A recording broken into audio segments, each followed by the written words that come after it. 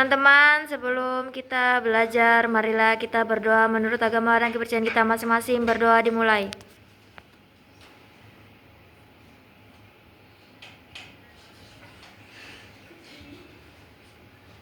Berdoa selesai.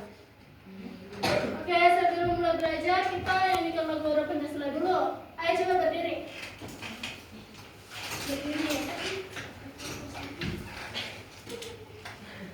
Oke. Ibu hitung ya. 1, 2, 3. Garuda Pancasila, akulah pendukungmu. Patriot proklamasi, sedia berkorban untukmu. Pancasila dasar negara, rakyat adil mampu sentosa, pribadi bangsaku. Ayo maju, maju, ayo maju, maju, ayo maju, maju. Udah pelajaran apa hari ini? Iya, tahu. Oke, jadi hari ini itu kita akan belajar tentang cahaya beserta sifat-sifatnya. Oke, adapun tujuan pembelajaran itu, yang pertama, Ibu harap kalian dapat memahami dan mengenal berbagai karakteristik cahaya, seperti bagaimana cahaya dapat merambat, dipantulkan, dibiaskan, dan diuraikan. Kemudian yang kedua, Ibu harap kalian dapat menganalisis sifat-sifat cahaya dan keterkaitannya dalam kehidupan sehari-hari. Oke, sebelum masuk ke materi, Ibu ingin tanya dulu. Kalian di sini pasti pernah bercermin kan? Pernah, Bu. Saat bercermin, apa yang kalian lihat? Bayangan diri sendiri. Oke, menurut kalian kenapa bisa ada bayangan diri sendiri di cermin? Karena ada cahaya. Ada pantulan dari cahaya. Oke, jadi apa sih cahaya itu? Jadi cahaya itu adalah sinar atau terang yang berasal dari benda yang bisa memancarkan cahaya, seperti matahari, lampu, contohnya apalagi coba? Lilin, apalagi? Sinar, dan lain-lain. Oke, kemudian cahaya juga memiliki sifat-sifat yang berbeda. Jadi setiap cahaya itu saat bertemu dengan benda yang bentuknya berbeda pasti akan berbeda pula sifatnya. Oke, jadi sifat cahaya itu ada 6. Ada cahaya dapat merambat lurus, dapat dipantulkan, menembus benda bening, dapat dibiaskan, dapat diuraikan, dan dapat membentuk bayangan.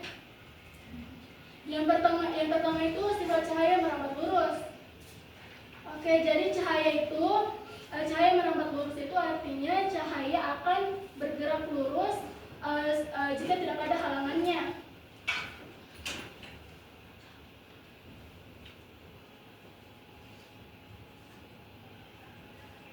Jika tidak ada halangannya, oke, contohnya ini. Coba kalian lihat. Ini cahayanya lurus kan? Iya, Bu. Coba lihat di bagian belakang dosnya, cahayanya tembus ke luar dos tidak? Tidak. Karena ada Penghalang. penghalangnya. Oke, kemudian yang kedua itu cahaya dapat dipantulkan. Jadi pantulan cahaya dapat terjadi. Jadi pantulan dari cahaya dapat terjadi ketika cahaya bertemu dengan benda yang mengkilap dan halus, yang bentukannya mengkilap dan halus, contohnya seperti cermin.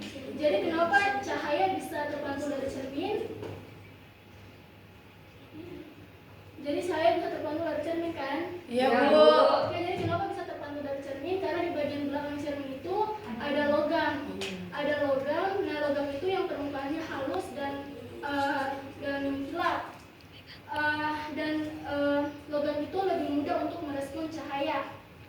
Kemudian yang ketiga itu ada cahaya menembus benda bening. Cahaya menembus benda bening. Kalian di rumah pasti punya jendela kan? Iya, Bu. Oke. Jadi kalian pasti pernah lihat cahaya matahari masuk ke rumah kalian melalui jendela. Jadi jendela itu memiliki kaca yang transparan. Kemudian yang keempat itu cahaya dapat dibiaskan. Jadi selain menembus benda bening, cahaya juga dapat dibiaskan atau digotongkan.